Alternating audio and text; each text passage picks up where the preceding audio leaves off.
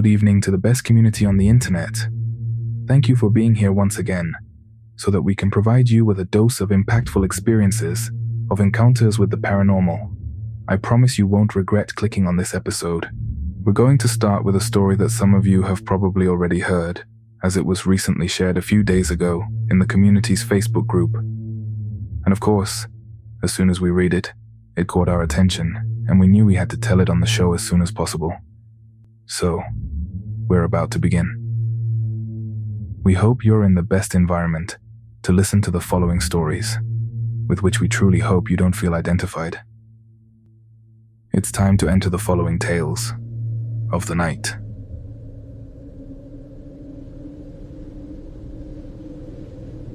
Good evening, community.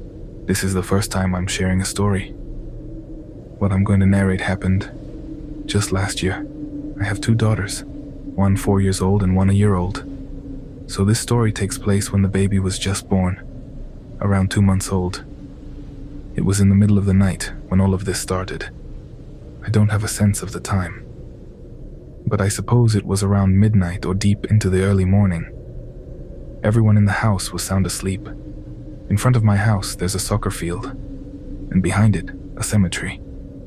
Well, I was dreaming that I was outside my house looking at that field. Everything was dark, and I was just looking around without really knowing what I was searching for. Suddenly, a silhouette appeared, walking across the soccer field. It was very tall, like a huge person dragging a small silhouette that was struggling to break free. Given the enormous size of the first one, the second silhouette seemed like that of a child. The big one was dragging the small one towards the cemetery. When I saw this bizarre scene, I got scared. I stifled a scream. But of course I made a sound with my mouth, enough for that thing to turn towards me. I somehow knew I was asleep, so I concentrated on being able to return to my house, to go inside my room and lie down, thinking that way I would be safe. And somehow I did it. I gradually went back until I reached my room, but not without first having a horrible feeling. Something that wouldn't let me walk, wouldn't let me move. I could barely hold onto the wall. When I finally got to my bed and lay down, automatically as soon as I fell into bed, I opened my eyes.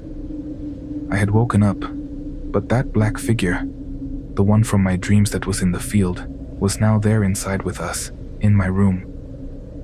It was so black that it stood out in the darkness of the room. I screamed, but I realized my voice wasn't coming out of my body. I wanted to speak, to wake up my husband who was asleep next to me, but I couldn't. I tried with all my might, and that thing hid among some things in the room and only peeked its face out, staring at me. But as if seeing that I couldn't move, suddenly it stood up, as if provoking me.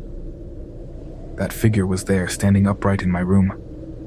The fear it gave me was such that suddenly a scream managed to come out.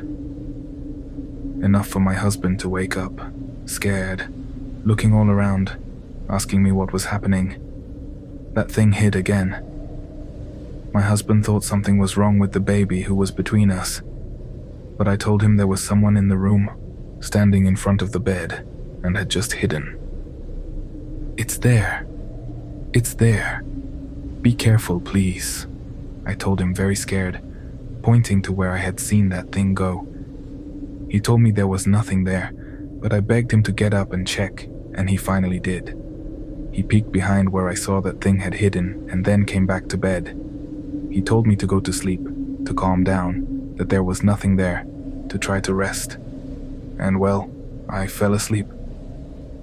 And you might think it was weird that after such a fright I fell asleep so quickly, but it's very tiring caring for a newborn. I was exhausted, and I simply fell asleep. The next day I told my husband what had happened, what I dreamed, what I saw.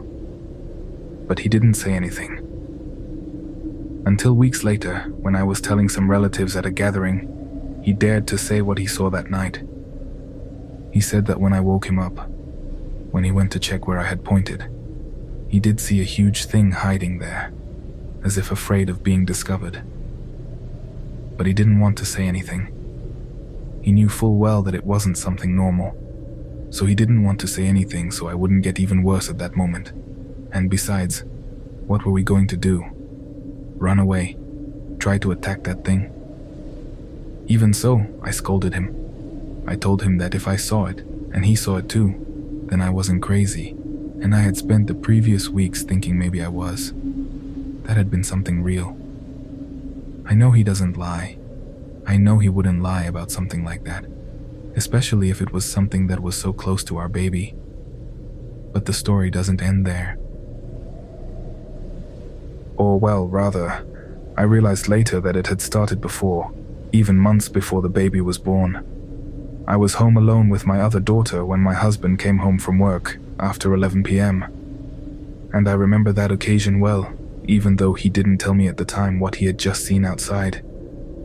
He told me that he saw a dark silhouette, very tall, standing on our roof. He yelled insults at it and prayed to scare it away, and finally that thing took a step back to disappear from his sight, and he didn't think it was that important, until he saw that silhouette inside our room. And here I want to ask you, what can I do? I'd like to know if you know what that dream was, if we're in danger, or how we can protect ourselves. How can I protect my little girls? A hug, community, and thank you for any recommendations you can give me.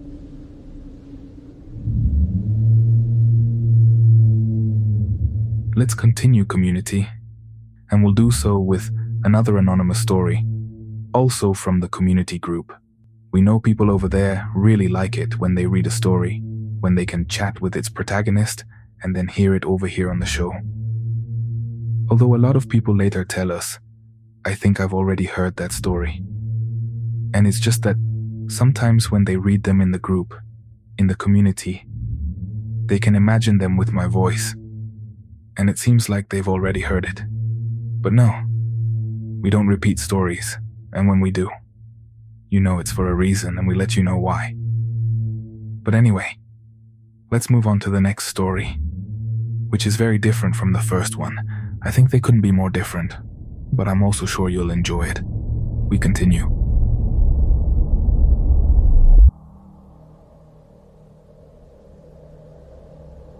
Greetings, community.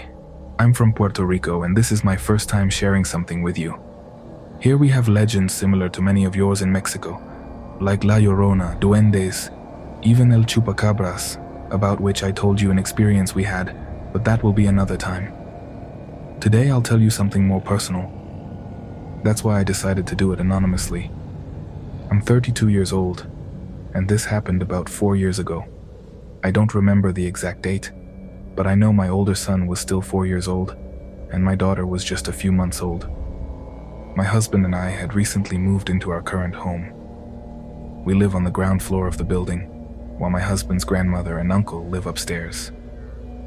They're very good people, and we've never had any problems with them. The truth is, I love our home, but at first, almost right after we moved in, maybe due to the stress of a new baby and my husband being a first-time father, we were always arguing.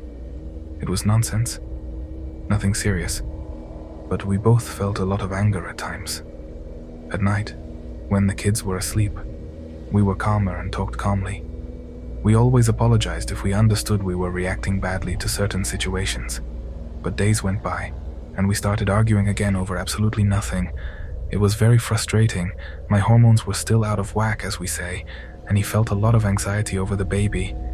He wanted to do everything right and be included in everything, and that's one of the things I love most about him. Since he met my son and we were more than friends, he was always very attentive to his needs, respected our space and my way of parenting. He still is, and I can say that despite that dark time we went through, we're very good parents, with our flaws and virtues. I was breastfeeding my daughter, and because of that, she slept in a bassinet next to my bed. My son had his own room and bed, but he would always come to our room at night and sleep between us. It became a habit, until one day my son told me he wanted to always sleep with us, that he no longer wanted to walk to our room at night.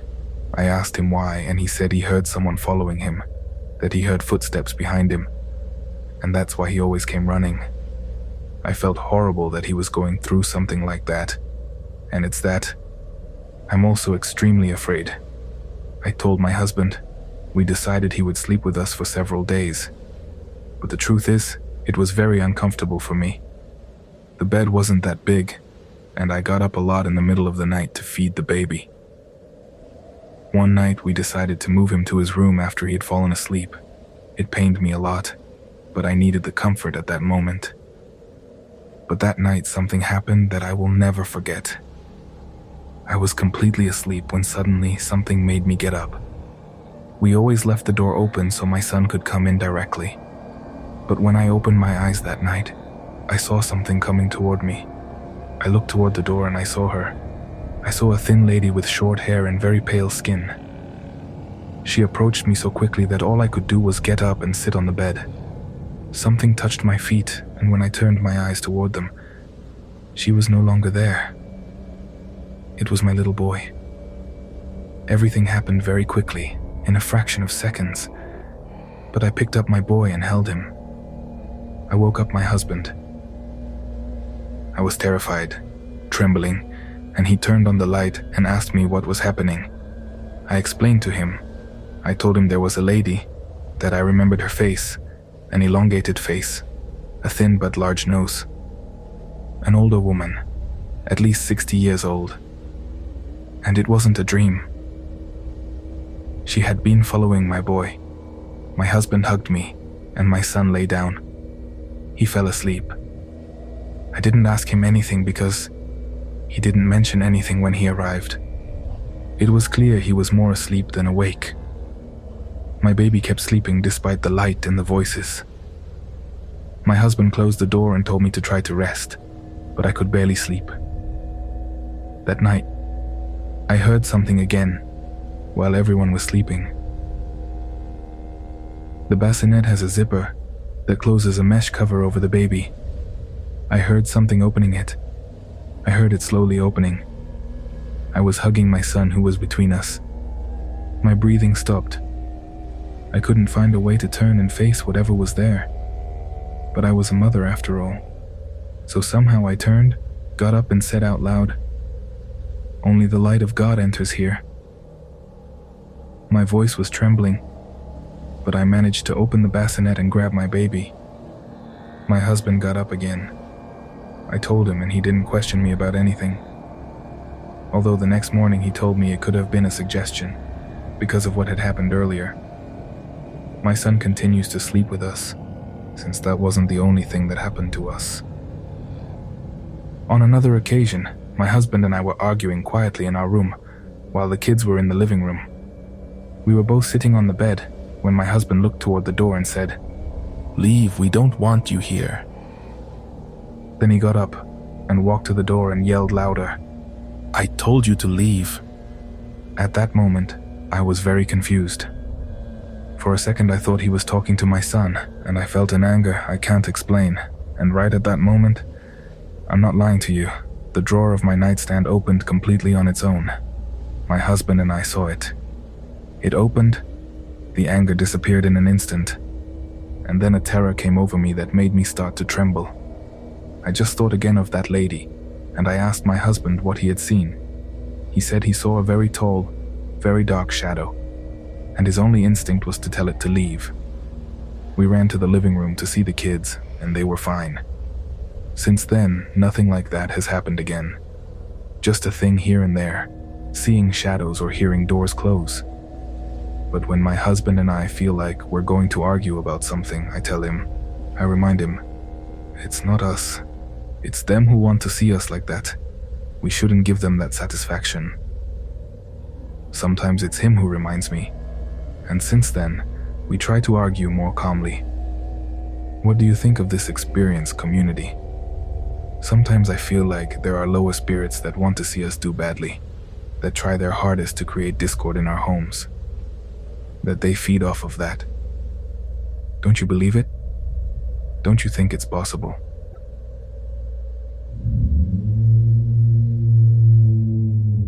Thank you for staying with us here, and hopefully you can answer the question with which the previous story ends. Remember to subscribe to our channel and turn on notifications so you don't miss a single new story. Let's hope you continue to enjoy this episode that we're not going to stop anymore. Keep listening to Tales of the Night.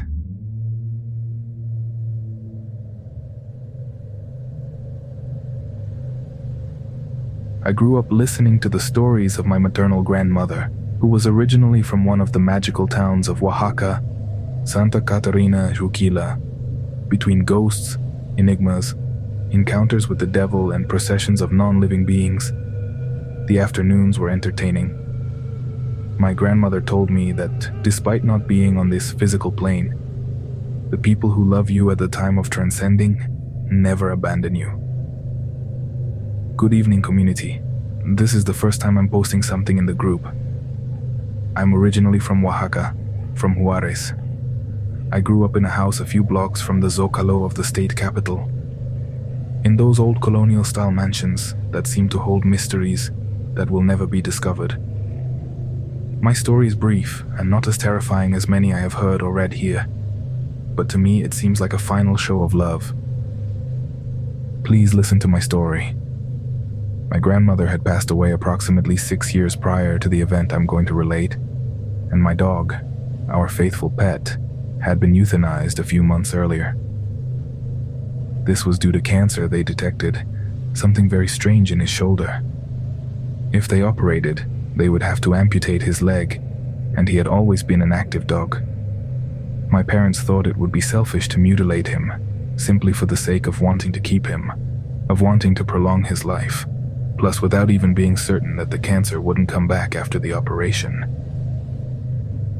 We are 3 daughters, all women, and as I mentioned before, we lived in one of those large colonial-style houses in the city of Oaxaca.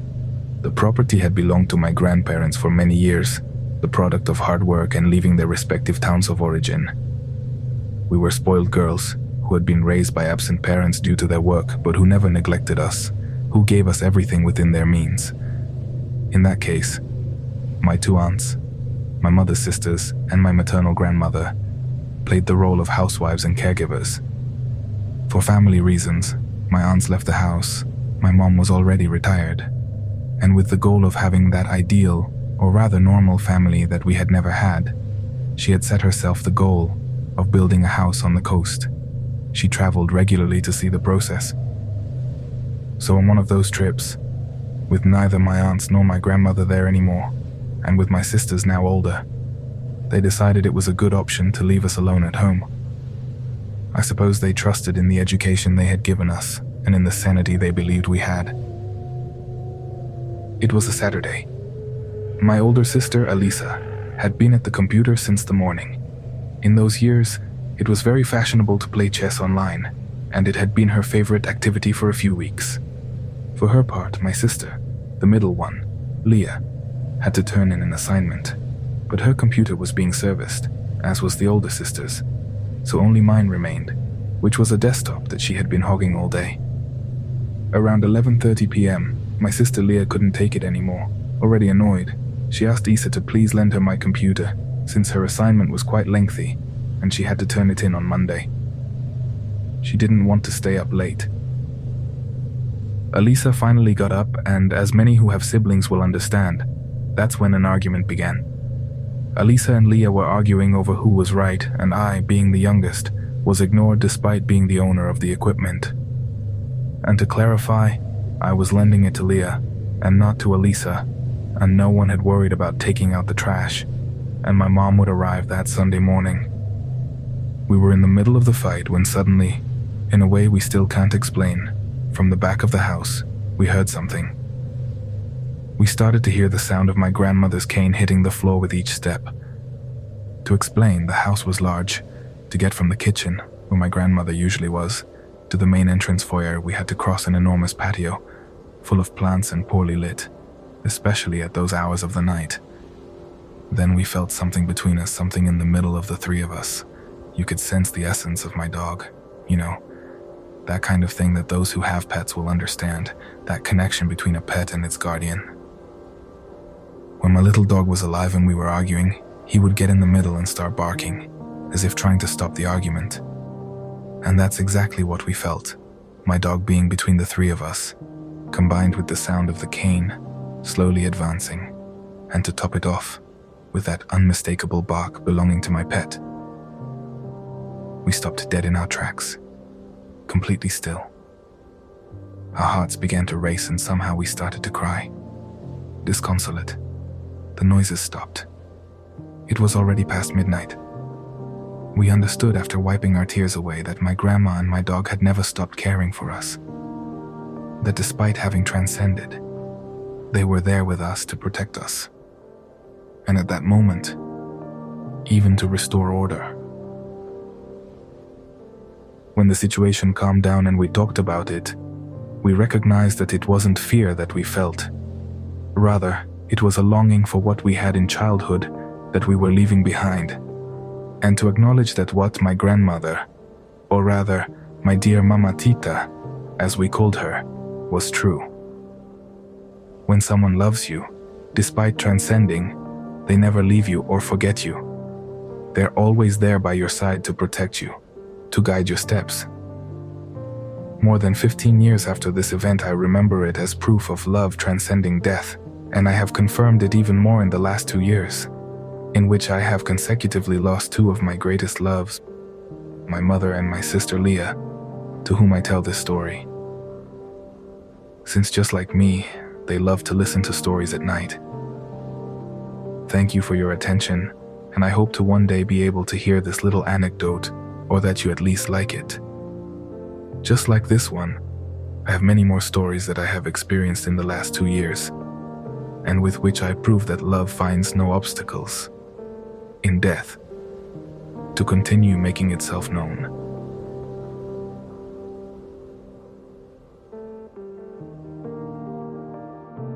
Stories like this, community, show us that not all ghost stories are terrifying stories, that perhaps those people we're missing and who we feel are far away are much closer to us than we want to believe.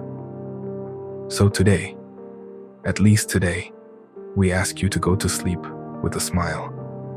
And before doing so, say something to someone who is no longer on this plane, but who tonight, I assure you, will be very close to you, listening to you. Rest, sleep well, have a very good weekend, and tonight, if possible, avoid nightmares. This was Tales of the Night.